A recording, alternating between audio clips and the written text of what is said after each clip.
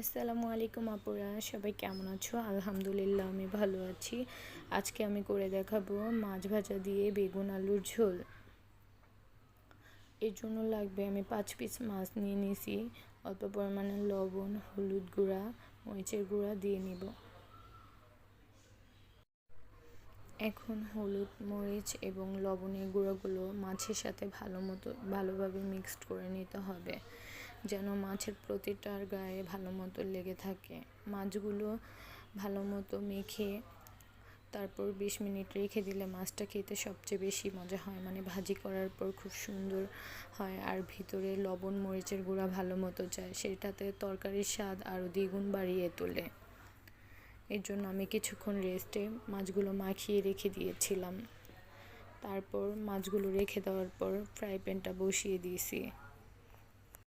এখন কড়াই গরম হওয়ার পর তেল দিয়ে নিব। তেলটাকে মাছ ভাজার ক্ষেত্রে প্রথমেই লক্ষ্য করবা পুরো ভালো মতো তেলটাকে গরম করে নিতে হবে। ভালো মতো তেলটা গরম হয়ে গেলে মাছটা দিলে মাছ ভাজিটা সবচেয়ে বেশি সুন্দর হয়, আর মাছ কখনোই কড়াইতে লাগবে না, সেটা খুব সুন্দর মতো পারফেক্ট ভাজা হবে। উল্টিয়ে দিলে এক পাশে অনেক সুন্দর একটা ক্রিস্পি ভাব চলে আসবে।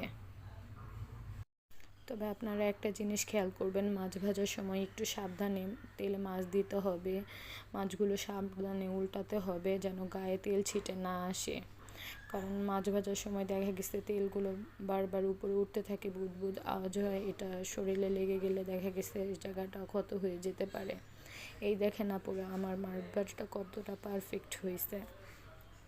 এখন আমি একটা হাঁড়িতে পেঁয়াজ কুচি, মরিচ 3টা ফালি করে নিয়ে দিয়ে দিছি, লবণ দিয়ে দিলাম, হলুদের গুঁড়া দিয়ে নিলাম, মরিচের গুঁড়া দিয়ে দিলাম, সব 1 চামচ করে দিছি, আর লবণ পরিমাণ মতো।